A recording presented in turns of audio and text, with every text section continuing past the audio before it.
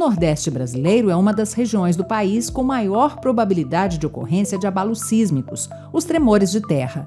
Dentre os estados brasileiros, hoje é uma sismicidade considerável, as falhas tem falhas ativas lá mapeadas hoje. Prova disso foi o que aconteceu entre 1986 e 1987, quando houve uma série de tremores na região de João Câmara, no Rio Grande do Norte. A situação precária das construções na época fez com que parte da população abandonasse a cidade, já que os danos causados pelos abalos foram significativos. Isso gerou o interesse de pesquisadores da Faculdade de Engenharia Civil, Arquitetura e Urbanismo. Na tese de doutorado, Estudo do Risco Sísmico de OAEs típicas em rodovias federais do Nordeste do Brasil, o pesquisador Gustavo Henrique Ferreira Cavalcante, orientado pelo professor Gustavo Henrique Siqueira, produziu uma análise de risco desses abalos e seus prejuízos financeiros e sociais. OAE, ou Obra de Arte Especial, é o nome técnico dado às pontes. E por que esse estudo escolheu as pontes? Porque em caso de danos, mesmo que leves, os custos de reparo podem ser muito altos.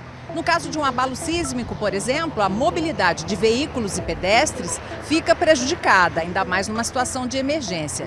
E apesar da importância das pontes, nem sempre elas são consideradas durante a elaboração de normas. Um exemplo é a primeira norma brasileira de projetos e estruturas resistentes a sismos, a NBR 15421, lançada em 2006, que não se aplica a estruturas de pontes. Então ela está muito clara que ela só é válida para edifícios. E as pontes vão ser inseridas no contexto normativo agora, numa revisão da norma que vai entrar em vigor agora. E elas, então, as pontes não estão dentro desse contexto. Hoje existem em torno de 2.500 pontes na região Nordeste sob a supervisão do DENIT, que faz um levantamento periódico das condições estruturais de cada uma. A tese foi baseada nesses levantamentos, mas aprofundou a análise, fazendo comparações, estudos estatísticos e estratégicos. Foi preciso organizar e qualificar essas pontes em grupos similares, do ponto de vista estrutural e de localização, porque em cada ponto da região Nordeste existe uma probabilidade diferente de acontecer um evento. As regiões do Rio Grande do Norte, o extremo oeste da Paraíba, Ceará e sul da Bahia têm uma probabilidade maior para sofrer os abalos do que as regiões de Alagoas, Pernambuco e Sergipe. Além disso, a gente separa isso em níveis de dano. Então, a gente olha, por exemplo, se tiver um terremoto com uma baixa magnitude, tem a maior probabilidade de ter um dano leve, uma fissura, por exemplo, na viga. Se for, por exemplo, uma magnitude maior, há uma tendência de colapso.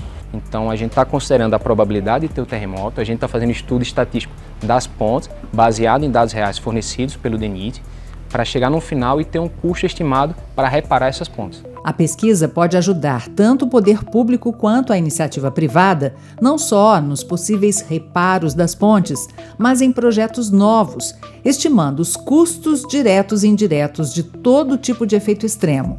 O estudo abre espaço ainda para pensar nas ações que devem ser tomadas pós-eventos, como as rotas de fuga para um hospital, por exemplo. Hoje o órgão público ele não tem condições de quantificar o que a gente poderia ter de custo atrelado, por exemplo, a um evento no terremoto, ou um furacão que tem uma probabilidade baixa, mas poderia acontecer, uma enchente, por exemplo. Até para mobilização de grupos técnicos para poder fazer a inspeção, verificar se o nível de dano realmente é efetivo naquela estrutura, liberar para uso ou tomar a decisão de interdição de trechos. Nós estamos trabalhando hoje com a base desse conhecimento para poder gerar isso no futuro.